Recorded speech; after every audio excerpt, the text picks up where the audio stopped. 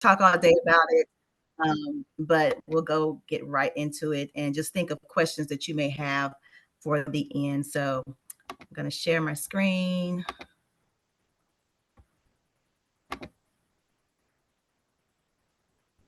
All right. And Andrea, you have to let me know that you're seeing it. So are we seeing it? Yep. And I can't see anybody. Can you see it now? Okay, yeah, because it's weird because I can't see anybody. So the Autism of North Carolina, Society of North Carolina, and UNC's TEACCH program for autism collaborated together about 2 years ago and started working on a project called BFAST. And I am the Autism Navigator for BFAST. So we'll get right into it. Once I can find my, there we go. So these are my children, and I'm just going to give you a little bit of background about myself. I've worked for the Autism Society now for 2 years. Before that, I worked for the ARC of North Carolina. Both of those are agencies that support families that have children with special needs. Before that, I've always worked in social services. I started in social services in the 90s, late 90s. Working in assistance programs for Wake County and different nonprofit family support programs. When I had my son and he was 2.5, and we realized that he was autistic, we got an official diagnosis. I then kind of merged into what's called IDD services. So for intellectual and developmental disabilities, because I wanted to learn more. I'm kind of head wired, for social services and human services, and I wanted to know all that I could for Charles. My mother works in early childhood development. So I had that background to help me because of her experiences and me working with her. But I know that I needed to know more. And so that's what I did. I took a very low entry level job and worked my way up for my son. As time rolled along, I noticed that my girls also had some differences that I could compare with to Charles. They do not have a formal diagnosis of autism, but I am 90% sure that they are on the spectrum, but they are so quote unquote low need. They are very, what's considered high functioning, if you will. Low need, that they are just kind of missing the radar. I have tried a number of times to get them formally assessed, but because they have good eye contact and because they're social and bright, they do not look like someone who is on the spectrum. And that is a very telling thing that is unfortunate. Whether or not they get a diagnosis, later in life, I don't know. But what I have done is put some supports in them that they have not needed to have that formal diagnosis to get supports. So along with Charles, they have gone to speech therapy. They have gone to occupational therapy. They have therapy for to help with their emotions, to help keep them regulated. They are on medication for different things that come along with being on the spectrum, such as anxiety and things like that. So they are good. They're okay. I've had great support for them and things in place for them, but they do not have an official diagnosis. And from what I'm researching, it is hard to diagnose girls and even harder to get a diagnosis for Black girls, unfortunately. So these are my babies. And yeah, I just love them. Here's one more because I had to do it. This is my son Charles, who does have the autism diagnosis. He has an IEP. He has been in ECS, or what's called self-contained class, through Wake County Public School all of his little life. And so now he's a freshman in high school in the OCS program, which stands for Occupational Course of Study. So he is there, and he's doing great. We have good supports in place for him. He will likely need support for the rest of his life. And I'm thankful that my background and the people that are in our village will help me to understand as he gets older how to put supports in place for him, how to make him as independent as he can be, and most importantly, as functional as he can be to his capacity. So, Teach is the organization that has led and created this, and ASNIC came in for partnership. And so they collected data over the past couple of years, and I won't read through all of this in its entirety. I'll just kind of highlight some things. But what they found out that in North Carolina, 21% of the residents are Black, 63 are white. For that same year that they took that data, young children receiving services, 14.4% were Black, 67 were white. And this is interventional services for autism and different developmental disabilities. So for those that receive diagnostic testing, 15.2% were Black, 64.7% were white. And then for those that receive interventions, 10.8% were Black, 70.8% were white. So the data is there. It's very clear. It shows that there are some gaps. There are some disparities for children, Black children receiving services, being helped, for families being supported. And so, that's an issue that TEACCH recognized. And because the Autism Society, the ARC of North Carolina, different agencies, we're all trying to do the same thing, ASNIC has come along in partnership and created the BFAST project website. Some findings that were developed or that they encountered, they did some study groups, some focus groups with Black families. And there's a mistrust of health providers. There's experiences that were bad with providers because of biases and racism. There underrepresentation of Black health providers, parents feeling disregarded, unheard, parenting skills being questioned. And I've experienced all of these, and I'm sure that parents here in this webinar have experienced or heard stories from others about these things in North Carolina. And I know this is all over the state. And I know that there are other races that experience things like this. But for this purpose, we're focusing on how Black and African American parents have felt when they have tried to get answers and figure out what's going on with their children if they have a suspicion that there's autism. These are some quotes that some things of parents that have said, and I'll just let you look at these. But again, like the one that gets me the most is that I don't know if this was a little bit of racism or what it is, but they kept like they were saying, oh, well, you have applied for Medicaid. Have you done the Social Security? And I've heard this a number of times, not to myself, but in conversations with other people who were not Black, that, well, if they can apply for Medicaid, they can get this, that, and the other. And not all Black families utilize Medicaid. So those are some things that you hear. I've definitely heard throughout my years of working in human services. And it's a stigma and a stereotype that I work hard to dispel. So Andrea kind of laid out what BFAST is, and it's a new website. It's a website that's designed to be interactive. It's designed to be empowering.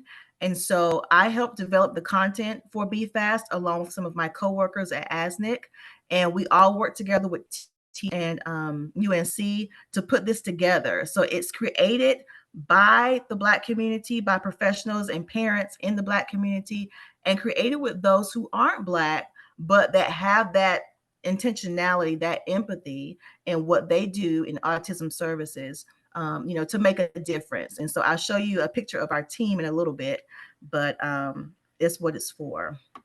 And we'll go through the website. So when you first click on BFAST, and there will be a link in the chat to the BFAST website. When you first click on, this is what you see. Christina Corsello is the lead for the BFAST project with UNC TEACCH. And she came to myself and others at ASNIC who are Black African American and said that she wants to make this as culturally correct as possible.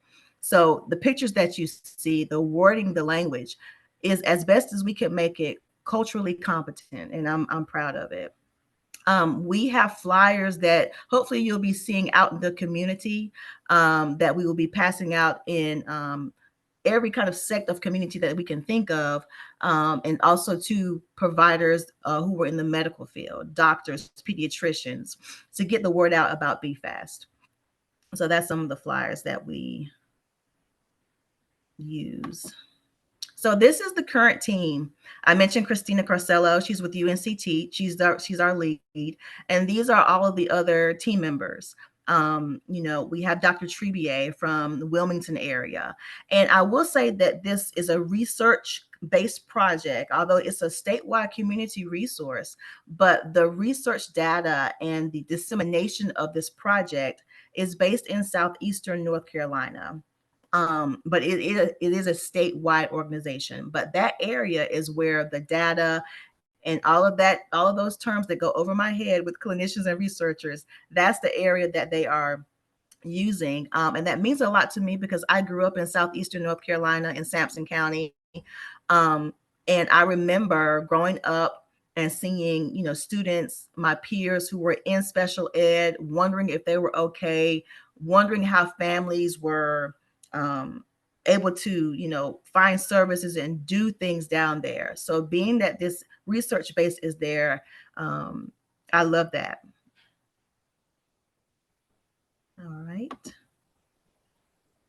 So we're going to go to the website and how it's useful. I won't go through all of this because I really want you all to see it who haven't seen it, but it's broken up into sections. So we have ages and stages, we have build your team, and we have empowerment. And the empowerment is really good because it has videos of families, African American and Black families, sharing their journeys.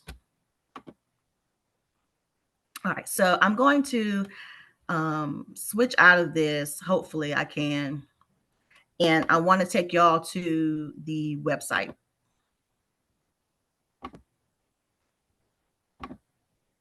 Yes, I'm clicking along.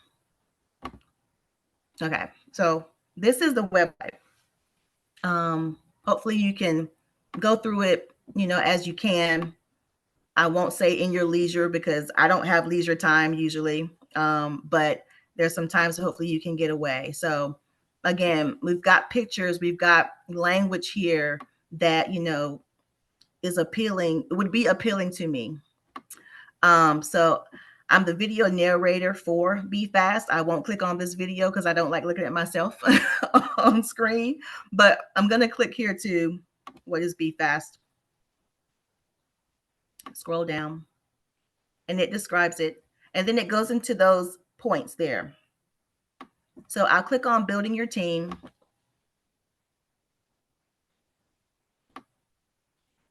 And again, there's another video that I narrated, and it goes to this portion. So building your team consists of health providers, community members, and personal connections. So if you click here, just for example,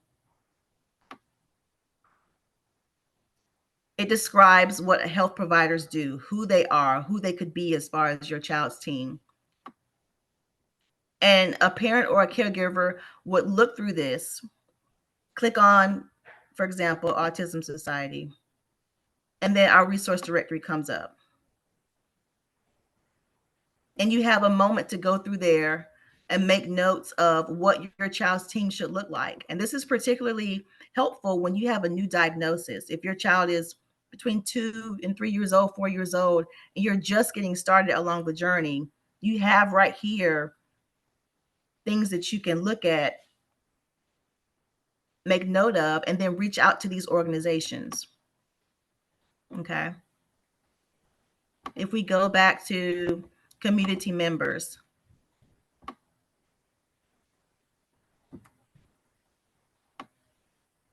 it lists the different facets of community that would be involved with your child: the school, disability services, if you're a part of a faith community, other parents, and that's where I'll click.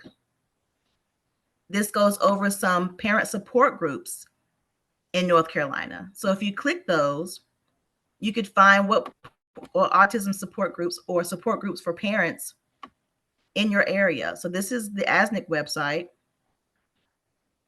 And then you can reach out to someone to figure out how to join a support group. Okay. And the last thing with building your team is the personal connections. And I love the pictures here. This is a part where it's more interactive. So this is an interactive quiz on who should be on my team. How should I get this thing started? If you click there, I don't want to mess anything up, but before when I clicked on there, it takes you through the steps of how to build your team. But since I'm not techie and I'm scared that it's going to kick me all the way out, I won't do it. But and yeah, so I won't mess with that because I'm scared. But again, this is just to kind of show you how to go through it. And if you have questions about how to go through it, you know, if you're like me and you need that, you can click here. This is the Autism Navigator form. You click on this and you fill out a form, and this form comes directly to me as the navigator for the Autism Society and for BFAST.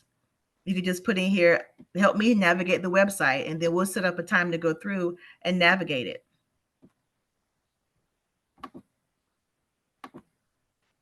All right. The next thing I wanted to show you from the website, and I can't go through all of it because of time, is ages and stages. Again, there's another introductory video from me, and it goes through each stage of your child's journey or your loved one's journey. If you click on that, it describes some of the developmental milestones and resources that you can either read or sign up for to get some better understanding. And I know it's a lot that comes at you. I remember getting my son's diagnosis, someone coming to my house and just giving me kind of like this big, thick folder of information that I had to kind of decipher through. And I remember it being so overwhelming. I remember calling the Autism Society of North Carolina because we have resource specialists, and speaking with a girl named Kim, and she helped me to navigate what I should do next. And I stayed connected with Kim all of Charles's life, and now Kim is my boss. Now I work for the Autism Society, and Kim Tizard is my director. So thankful for the connection that we stay connected. All right, go back.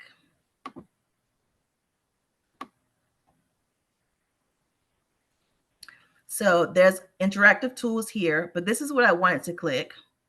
Meet the BFAST kids. So there's my son, Charles. So you will click on this, and there are children at each stage, hopefully, that you can resonate with. And it shows their journey, what parents did, what I, as far as me and my husband, what we did. So it goes through the ages and stages here: toddler, preschool, school age, and now he's 15. This was done 2 years ago. So, but this describes what we did at each stage, some of the obstacles, some of the things we had to learn, redo.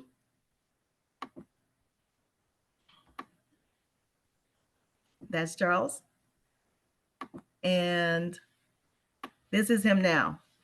He plays basketball for a specialized sports team. He runs track through Special Olympics at school. And as you can see from my cheesy face, I can't talk enough about him. But, Charles is on a different level of the spectrum, and maybe different from, some of you who are parents here. Charles has, level 2 needs as it's described. And so I know he'll need lifelong support, but I know that some of the parents who are here have children whose needs are lower or higher. But the whole point of BFAST is to come to you where you are, and hopefully you can find something that fits for your family where you are, and connect with us so that we can help assist in any kind of way. Oops, I'm sorry, y'all. I'll try to minimize the screen. All right. And each page has this contact navigator thing here. So hopefully it'll be utilized. Okay, I'm gonna go back one more time. Empowerment. This is what was the most gratifying to help create with BFAST. Again, there's a video, but if you get a chance to really kind of go into this, it's really helpful. How do I deal with stigma? within the Black community, outside of the Black community, because both happens, right?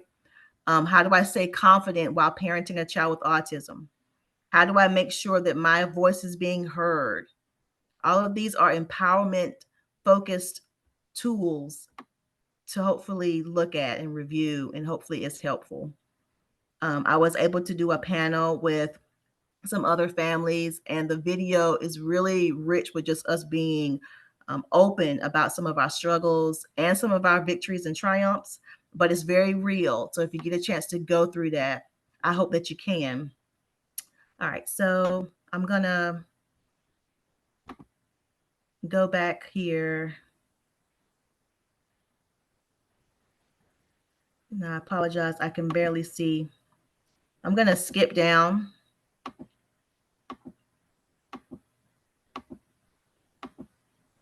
Because I see that we are 12:23. So I want to leave some time for questions. But this is what I wanted to go over, just some tips and takeaways.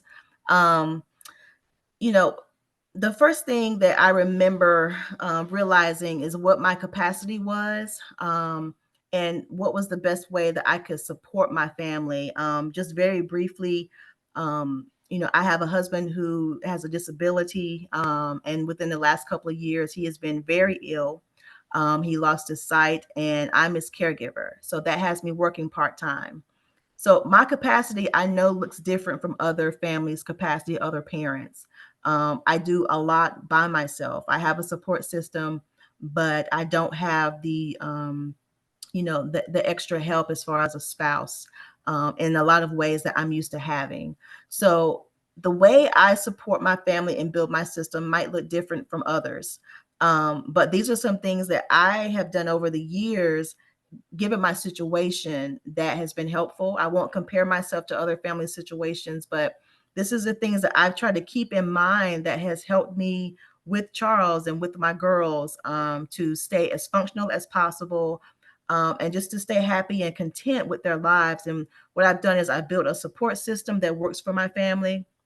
Um, I started connecting with agencies and programs, getting on their newsletter mailing lists. And, some of those are emailed to you now. Mostly they're emailed to you now. They could be mailed out, I don't know, but since the pandemic, it's more of email. But you take what you need from that for now or the future, and what you don't need, you don't. But you take what you can get from that, and you make notes of different programs that may be on the horizon or anything like that that could be helpful for your children. Um, this is something that's new for me because, again, I'm not the most technical, tech savvy person, but I started following agencies and programs on social media. And if they have online groups, I join their groups. I cannot tell you how many times I have been helped, or I've been connected to an event or a resource for Charles that has been so helpful just by following an agency or program's activity on Facebook or on Instagram. It's 2024, and I had to kind of get hip with the program. And that's what I've started doing. And a lot of great things for my son and for my girls have happened because I got connected with someone, about an event or a program. And the last thing that I wanted to share that is really, really important, that I think is taken for granted, is that to learn from self advocates, those who are on the spectrum, learn from them. And I would say learn from them first. Um, at the Autism Society, we have a panel of autistic individuals, and every year they come and teach us at our conference how to better support self advocates. You have self advocates who are authors, they're therapists, they're researchers, they're scientists, they're human service workers like myself. As much as you can learn from self advocates, buy their books, read their articles, follow them on social media, you'll learn so much about how to navigate your journey with your child. I wanted to mention that the Autism in Black conference is coming up. I don't have a link for that, but if you Google that, Autism in Black conference, that is led by a professional therapist. She is in the field and she is on the spectrum. I went last year. I got a lot from it. I'll be going this year. And so, as much as you can learn from self advocates, I admonish you to do so. Here are some of my go tos. over the years. One of the first ones is ECAC, our host today.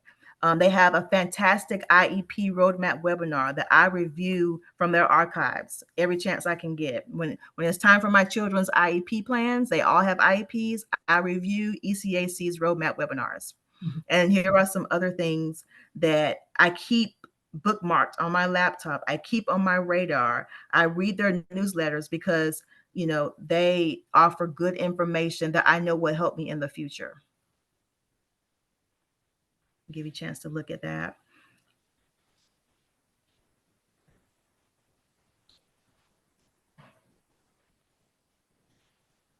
Okay. And an upcoming opportunity, my coworker Felicia Williams Brown is helping to coordinate on behalf of BFAST the FACES program with NC State. And I apologize, you might not be able to see this flyer, but I do have Felicia's contact information in the next slide. This is a 5-week program that will be of training, connection, most importantly, connection with other Black families. So let me click on and give you, this is Felicia, my coworker. This is her contact information here. And if you forget, you lose this, reach out to me. I have my contact information on the next slide, or go on the website, on BFAST website, and send in a form to ask for more information. We also will be sending out your presentation to everyone that attended as well. Great, great, great, great. Okay. We do have several questions, Nicole. Okay. Before I get to those, I'm going to start a poll. If all of our attendees can kind of quickly complete that poll, we appreciate the feedback. We work on and require that we report back to them that the grants that cover us, we report back to them what we're doing is useful, relevant, and of high quality. So we really appreciate your feedback if everyone could quickly do that. But I want to make sure we get to some of these questions. We had a couple people wanting to know how to get some of those brochures that you mentioned, and so that they can get them to people that they know and organizations that they know. Yeah. So if you go on the website, there is our email address for BFAST is on the website. If you go there and send an email out and ask for some materials, we're in the outreach dissemination phase of this project. So yes, please send an email to that address and ask for some materials. Please, please. Great. And we have a question in the Q&A. Who can provide an autism diagnosis for a Black female teen that may be high functioning? Yeah, that's tough. So we don't have enough time to really go over things. So I really hope that, families reach out, but it is hard to get one. There are wait lists for testing all over the state. And so that is the hardest obstacle that families, that parents are dealing with right now. So you have the Duke Autism Center.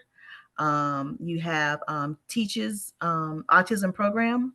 You have psychologists, developmental pediatricians in your area. So there's a variety of ways that you can get a diagnosis. It's just how long will you have to wait to get one? Now I know that, if there's the school will do an educational psychological exam or evaluation, right? But that is for school, and that might not allow for certain interventions to be able to, be helpful for you. But in the example for my girls, I couldn't get a psychological exam for them through school because they just don't look it, right? But they have gone through OT, they've gone through speech, they've gone through different therapies without having a formal autism diagnosis. And I have shared with the therapist, I believe they're on the spectrum. I can't get a diagnosis, but I have some goals, and they have worked with me to help them. And they're also in counseling and therapy for their emotional needs. But again, if you've got more questions about that, please submit a form so we can set up a time to talk. Great. And someone else wanted to know, is this beneficial for children with ADD or ADHD? I think it can be. I mean, all of these needs kind of run in together. I have my children They may have ADHD. I don't know, but I think all of these support needs kind of run in together. So I'm willing to talk with parents that don't have their children don't have a autism diagnosis, but there's some other needs that are very similar, you know. So reach out. There's lots of thank yous for this information. This is great information, very valuable. Let's see. I think there's one more comment. Let me see. Someone from Moore County, daughter is a military dependent there, and there aren't really any resources for her, especially for the African American community. Yeah. Reach out to me. We have resource specialists in that area. The Autism Society has resource specialists in each region of the state. So if I don't know the answer to a question, I call one of my girls, one of them. So reach out to me, the Moore County, Cumberland County area. We have a great resource specialist for that area. So if you reach out to me, I can get you connected. And someone else wanted to know when the conference is that you mentioned. I don't know the exact date, you guys. It's Autism in Black. And I want to say, which usually happens, you see a lot of conferences in April because April is Autism Awareness Month. So I will be extremely busy during April. But if you put some key words in, it's Autism in Black. I know that for sure. And I would bet that it's in April. The fee is $97 and it's 2 days. It is packed of material. So you got to, just kind of sit with it. But I think it could be a good experience for some parents. Someone said they think it's April 19th to the 21st. Okay, thank you. I know I'm going, and it's virtual, by the way. It's virtual, so I know I know I'll be there, but I can't remember the date. So. Yes, so we are past our time right now, but there's lots of questions about sending out this information. So yes, this presentation will be sent out and we have recorded it. So we will include that recording in the email to everyone that attended as well. So I very much thank Nicole for joining us. I know this is an amazing resource. I hope to share it to some of the families that I talked to as well. And look for that email. We will give you Nicole's information and all the great resources that she shared. So thank you so much, everyone, for joining us today. We really appreciate it. And thank you, Nicole. Oh, thank you. Thank you. It was good seeing you again. Great. Thank you. Everyone have a good rest of your day. All right. Take care, everybody. Thank you.